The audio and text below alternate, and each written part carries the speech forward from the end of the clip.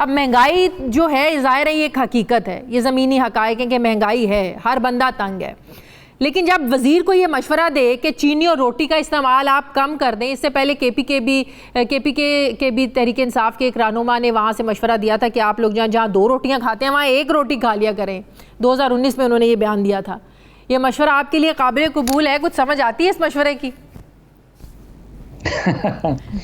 बस मैंने तो आज ट्वीट भी किया कि देखिए इस पे शुक्र करें कि कौम को उन्होंने ये मशवरा तो नहीं दिया ना कि जी अगर चीनी महंगी है तो क्या हुआ, शहद इस्तेमाल किया करें। हाँ।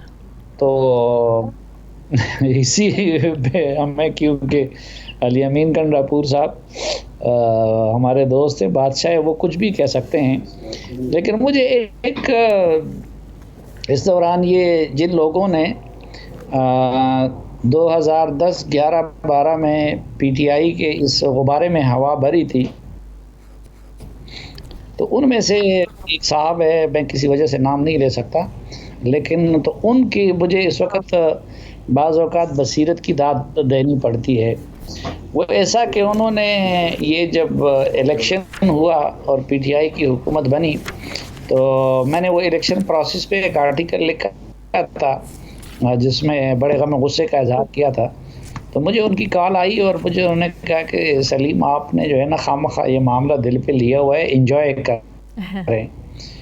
तो उन्होंने कहा कि मैं पीटीआई को करीब से जानता हूँ और जब तक इनकी हुकूमत होगी हर रोज कोई न कोई लतीफ़ा होता रहेगा, तो आप इसको एंजॉय करते हैं। इतनी सी तो एंटरटेनमेंट बनती है साफ़ी साहब।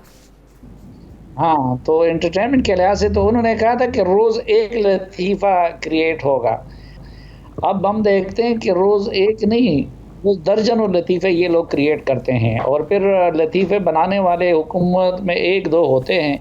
माशाल्लाह इधर जो है ना हर तरफ लताइफ ही लताइफ। सही। हाफिज़ साहब, जो नया नैब तरमीमी ऑर्डिनेंस नून लीग जिसे कह रही है एनआर हुकूमत अपने लिए लेकर आ रही है, लेकिन मैं इसकी कुछ चीज़ें पढ़ रही थी कि इन तरमीम के तहत जो टैक्स केसेस हैं, सूबाई या वफाकी हुकूमत की जो इज्तमाही फ़ैसला साजी है, तरीक़ाकार गलती जो है इसमें ये नैब के दायरे कार से निकल जाएगा। इसके अलावा वफाकी सतह पर, सूबाई सतह पर, कमेटियों की सतह पर जो भी फ़ैसला साजी है, इस पर नैब का इख्तियार जो है वो ख़त्म हो जाएगा। तो फिर इस एहसन इकबाल साहब पर भी जो केस है, नारोवाल स्पोर्ट्स सिटी रेफरेंस है, शायद खाकान अब्बासी पर LNG केस, आपको नहीं लगता इसका फ़ायदा अपोजिशन को भी अल्टीमेटली पहुँचेगा? नहीं, एक तो ये कि ये अपोजिशन अगर अपने फ़ायदे और नुकसान को समझती तो आज जो उसकी ये हालत होती, और दूसरा हम ये अपोजिशन का टर्म्स भी जब इस्तेमाल करते हैं तो पता नहीं कि वो सादिक आता है इन पे या नहीं आता। मसलन पीपल्स पार्टी को अब कौन अपोजिशन उसकी, बार बार मैं कहता हूँ कि कौन सी अदा उसकी अपोजिशन वाली है, वो तो खैर एक अलग चीज़ है। उनको तो पार्टी के अंदर आप मुस्लिम लीग नून में देखें कि शहबाज शरीफ साहब क्या कह रहे हैं, सिर्फ नैब के बारे में नहीं, जनरली, और दूसरा जो है मरियम नवाज साहबा क्या कहती है। तो एक का रुख मशरिक़ की तरफ है, दूसरे का मगरिब की तरफ है। लेकिन जहाँ तक नैब का ताल्लुक़ है ना, देखिए पाकिस्तान में मसला एक तो ये नहीं होता कि कानून अच्छा है या बुरा है, यहाँ पे कानून है ही नहीं सिरे से।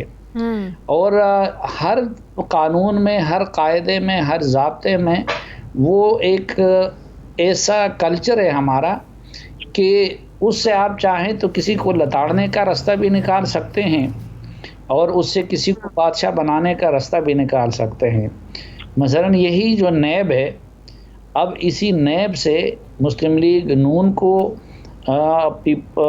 ठिकाने लगाने, पीपल्स पार्टी को सीधा करने, बाकी अपोजिशन वालों को ताड़ने और इमरान खान को वज़ीर आज़म बनाने और उनकी पार्टी में हवा भरने, ये सारा काम लिया गया। मौजूदा नैब ऑर्डिनेंस में कोई ऐसी चीज़ लग रही है कि आपको लगता है कि अगले 2 सालों में हुकूमत ने अपोजिशन को लताड़ने के लिए शिक डाली है? देखिए, ये तो मैं अक्सर ये कहता हूँ ना कि ये हमारे नामों के साथ जो तज्ज़ियाकार का लफ्ज़ लिखा जाता है ये गलत है। हमारी बजाय ये लफ्ज़ आपको शुएब अख्तर के साथ लिखना चाहिए, आपको सिकंदर बख्त के साथ लिखना चाहिए। ख़ुद अगर इमरान खान साहब सियासत ना करते या उनको यहाँ पे ना लाया जाता और वो क्रिकेट की कमेंट्री करते तो वो अच्छे तज्जियाकार हो सकते थे, क्योंकि तज्जिया आप उधर कर सकते हैं ना जिधर गेम के रूल्स मालूम हो। तो हम ये मुल्क तो ना इस वक्त आइन के मुताबिक चल रहा है, ना कानून के मुताबिक चल रहा है, ना ये पार्लियामेंट हकीकी मानों में पार्लियामेंट है, ना इस गेम का कोई कायदा ज़ाब्ता वो मालूम है। चंद अफराद के हाथों में कौम की तकदीर है, तो वो अफराद उनके आपस के ताल्लुकात कैसे बनते हैं, वो उनके रात को उनके जहन में क्या सोच आता है, तो कल वही होगा। नहीं, ऑपोजिशन देखें ना, एक तरफ ऑपोजिशन कहते हैं कि उनके लिए काबिल कबूल नहीं है, दूसरी तरफ कुछ दिन पहले तक तो कह रहे थे हम इसको चैलेंज करेंगे, लेकिन अब इसको चैलेंज करने की अदालत में कोई बात नहीं कर रहा है। मुझे लगता है कि ऑपोजिशन ने बड़े गौर से इसको पढ़ लिया और उनको समझ आ गई है कि उससे उनको भी फ़ायदा मिल सकता है। नहीं, ये भी एक सवाल है कि क्या अपोजिशन को अदालतों से कोई तवक्को है या नहीं है, कि वो अदालत किस वजह से नहीं जा रहे हैं। मसलन नवाज शरीफ और इनके साथ तो जो कुछ किया गया, तो हमने देखा नहीं है कि उसमें साकिब निसार को किस तरह इस्तेमाल किया गया, उसमें अजमत सईद को किस तरह इस्तेमाल किया गया। तो ये भी एक सवाल है ओपन बैलेटिंग पर जो सदारती ऑर्डिनेंस आया था, इसको भी तो कोर्ट में चैलेंज किया गया था और कोर्ट ने वो भी फैसला अदालत से ही आया था कदम करार देने का। तो आपसे अर्ज की ना कि अपोजिशन की जमातों का भी अब जो पहले मैं कह रहा था कि मुस्तकबिल बीनी इस मुल्क पे कोई नहीं की जा सकती, या तज्जिया कोई नहीं किया जा सकता कि दरूनी खाला उनके क्या मामला चल रहे हैं।